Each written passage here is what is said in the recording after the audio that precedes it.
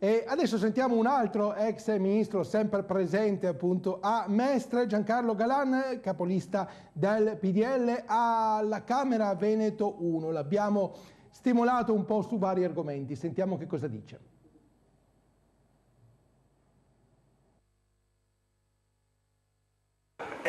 Partiamo dalla notizia di ieri, le dimissioni del Papa, forse un segno che bisognerebbe rinnovare anche la politica, qualcuno dovrebbe dimettersi? Mi rifiuto di commentare una cosa che appartiene ad altre sfere, ad altri livelli e ad altre persone, lo trovo profondamente stupido. Ma invece sulla proposta del 75% di gettito fiscale che resti nelle regioni del nord, quello è un progetto serio? No, non è serio, perché bisognerebbe capire il 75% cosa vuol dire. Ma siamo lontani, siamo vicini, quanto diamo adesso?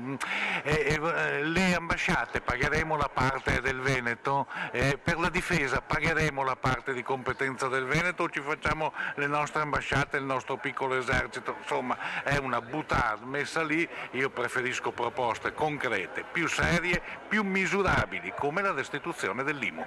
Ma quindi con la Lega cominciate già a litigare? Ma non litigo affatto, ho altre proposte, se no sarei iscritto alla Lega. No, ecco, io ho altre proposte, io ho una concezione, quando ho governato l'ho dimostrato. Ora non bisogna mica, essendo alleati, avere le stesse posizioni dell'alleato, anzi, non ho nessun complesso di sudditanza.